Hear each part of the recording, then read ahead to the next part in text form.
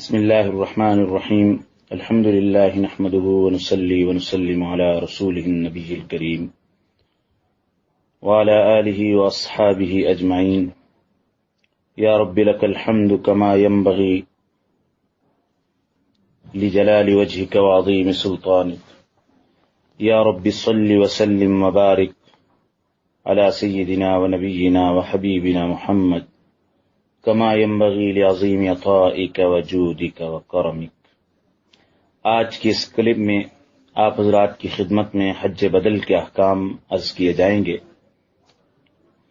حج بدل کا مطلب یہ ہے اپنے بدلے، اپنے خرچ پر، اپنے مصارف پر کسی دوسرے سے حج کرانا۔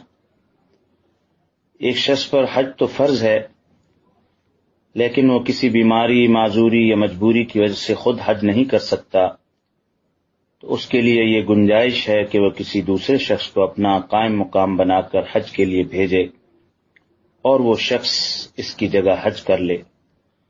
نبی کریم صلی اللہ علیہ وسلم سے حضرت ابو رزین نے عرض کیا، یا رسول اللہ صلی اللہ علیہ وسلم، میرے والد بہت ہی بوڑھے ہو چکے ہیں، نہ وہ حج کر سکتے ہیں، نہ عمرہ، اور نہ ہی سواری پر بیٹھنے کی ان میں سکت ہے۔ نبی کریم صلی اللہ علیہ وسلم نے فرمایا، تم اپنے والد کی طرف سے حج اور عمرہ ادا کر لو۔ اس سے معلوم ہوا کہ دوسرے کی جگہ حج ادا کرنا صحیح ہے، اور جو شخص خود اپنا فرض حج ادا نہ کر سکتا ہو، وہ کسی دوسرے کو بھیج کر اپنا فریضہ ادا کروا سکتا ہے۔ یہ اللہ تعالیٰ کا قرض ہے، اور اللہ سبحانہ و تعالیٰ کا قرض اس لائق ہے کہ اس کو اہمیت کے ساتھ ادا کیا جائے۔ جو شخص کسی کو بھیجنے کا موقع نہ پا سکے تو وصیت کر جائے کہ اس کے مال میں سے حج بدل کا انتظام کیا جائے۔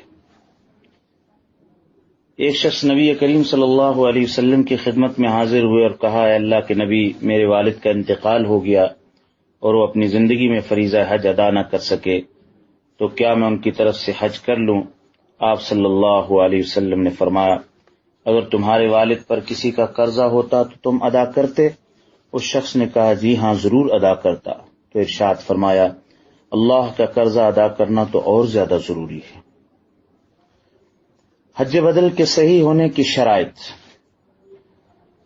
حج بدل کے صحیح ہونے کی بہت ساری شرطیں ہیں، جن میں سے پہلی 5 شرطوں کا تعلق تو حج بدل کرانے والے شخص کی ذات سے ہے، اور باقی شرائط کا تعلق اس شخص سے ہے جو حج بدل کے لیے جائے گا۔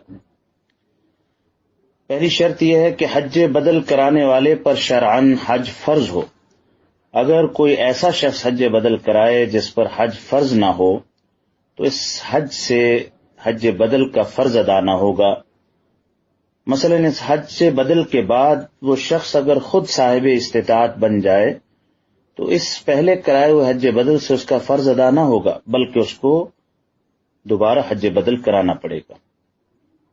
نمبر 2، حج بدل کرانے کے لیے خود حج بدل کرانے والا حج کرنے سے معذور ہو۔ اگر معذوری عارضی ہے جس کے زائل ہونے کی امید ہے، تو حج بدل کرانے کے بعد جب وہ معذوری جاتی رہے تو اس کو پھر حج کرنا پڑے گا، اور اگر وہ معذوری مستقل ہے، اس کے دور ہونے کی کوئی توقع نہیں ہے، مثلا کوئی شخص بڑھاپے کی وجہ سے نہایت کمزور ہے، نابینا ہے، تو اس معذوری کا آخر وقت تک رہنا شرط نہیں ہے۔ اگر اللہ نے اپنے فضل سے یہ معذوری حج بدل کرانے کے بعد دور فرما دی تو اب دوبارہ حج کرنا فرض نہیں ہوگا، فرض ادا ہو چکا ہے۔ تیسری شرط یہ ہے کہ معذوری حج بدل کرانے سے پہلے پائی جائے۔ اگر معذوری حج بدل کرانے کے بعد پیدا ہوئی تو پہلے کرائے ہوئے حج بدل کا اعتبار نہ ہوگا، معذوری کے بعد حج کرانا ضروری ہوگا۔ چوتھی شرط یہ ہے کہ حج بدل کرانے والا خود کسی سے حج کے لیے کہے۔ اگر کوئی شخص از خود دوسرے کی طرف سے اس کے کہے بغیر حج کر لے تو اس کا فرض ساقط نہ ہوگا، مرتے وقت وصیت کرنا بھی کہنے ہی کے حکم میں۔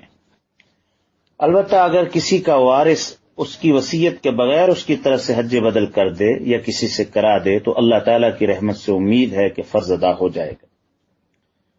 پانچویں شرط یہ ہے کہ حج بدل کرانے والا ہی حج کے سارے مصارف خود برداشت کرے۔ یہ شرائط تو اس شخص میں پایا جانا ضروری ہیں جو حج بدل کرانے والا ہے، جس کی طرف سے حج بدل کرایا جا رہا ہے۔ حج بدل کرنے والے شخص میں یہ شرائط پائی جانی چاہیے کہ وہ مسلمان ہو، صاحب ہوش و خرد ہو، دیوانہ اور مجنون نہ ہو، حج بدل کرنے والا سمجھدار ہو، چاہے نابالغ ہی ہو۔ اگر کسی ناسمجھ سے حج بدل کرایا تو فرض ادا نہ ہوگا۔ حج بدل کرنے والا احرام باندھتے وقت اس شخص کی طرف سے حج کی نیت کرے جو شخص حج بدل کرا رہا ہے۔ اس کے لیے بہتر یہ ہے کہ جب وہ تلبیہ پڑھے اور لبیک کہے تو لبیک عن فلان، یعنی جس کی طرف سے حج کر رہا ہے لبیک کے بعد اس کا نام لے لے، جیسے لبیک عن عبداللہ، لبیک عن عمر۔ جس شخص کی طرف سے حج ہے اس کی نیت کرے۔ اور ایک شرط یہ ہے کہ وہی شخص حج کرے جس سے حج بدل کرانے والے نے کہا ہے۔ البتہ اگر یہ اجازت دی ہو کہ وہ کسی دوسرے سے بھی حج بدل کرا سکتا ہے تو پھر یہ کسی دوسرے ذریعے سے بھی حج بدل کرانا صحیح ہوگا۔ 11ویں ایک اور شرط یہ ہے کہ حج بدل کرنے والا شخص وہ حج بدل کرانے والے کی منشا کے مطابق حج کرے۔ اگر حج بدل کرانے والے نے حج قران کا کہا ہے تو قران کرے، اگر تمتع کا کہا ہے تو تمتع کرے، اور اگر اس نے کچھ بھی نہیں کہا تو بہتری آج کل کے حالات میں چونکہ اکثر حجاج حج تمتع کرتے ہیں تو حج بدل کرانے والے کی طرف سے حج تمتع کی اجازت بھی لے لے۔ ایک شرط یہ ہے کہ حج بدل کرنے والا ایک ہی حج کا احرام باندھے اور ایک ہی شخص کی طرف سے احرام باندھے۔ اگر اس نے حج بدل کرانے والے کی طرف سے بھی احرام باندھا اور ساتھ اپنے ہی حج کا احرام بھی باندھ لیا تو دو افراد کی طرف سے حج بدل کا احرام باندھ لیا تو فرض ادا نہ ہوگا۔ اور ایک شرط یہ ہے کہ حج بدل کرنے والا سواری پر حج کرے، پیدل حج نہ کرے۔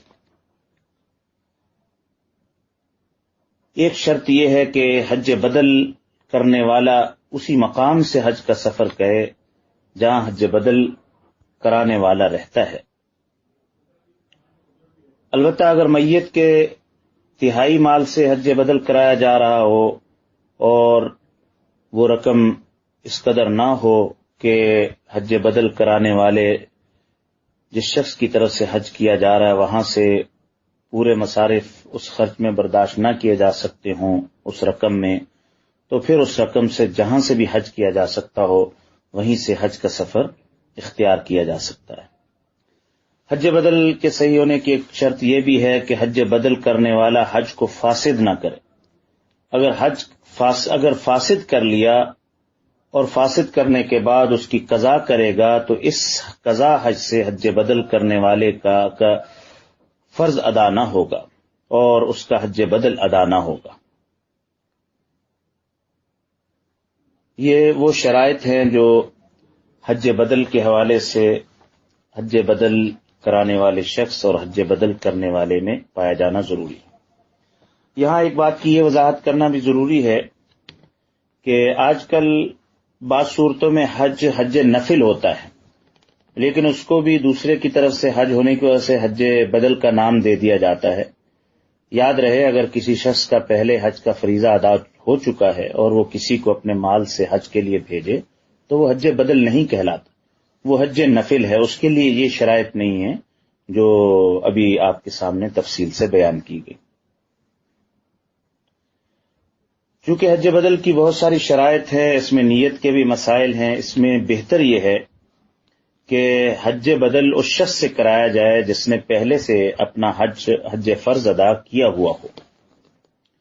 اگر کسی شخص پر اپنا حج فرض ہے اور اس نے اپنا حج فرض ادا نہیں کیا، وہ دوسرے کی طرف سے حج بدل کرتا ہے تو ایسا کرنا ممنوع ہے، مکروہ ہے۔ بہتر یہ ہے اور اس میں عافیت ہے، اور زیادہ اس بات کے لائق ہے حج بدل کی شرائط کو دیکھتے ہوئے کہ حج بدل کے لیے کسی متقی، کسی عالم کا انتخاب کیا جائے، تاکہ وہ عالم حج بدل کی ان تمام باریکیوں کا خیال بھی رکھ سکے، اور جس کی طرف سے حج کیا جا رہا ہے اس کا فریضہ حج پورے کمال کے ساتھ اور آداب کی رعایت کے ساتھ ادا ہو جائے۔ وآخر دعوانا ان الحمد للہ۔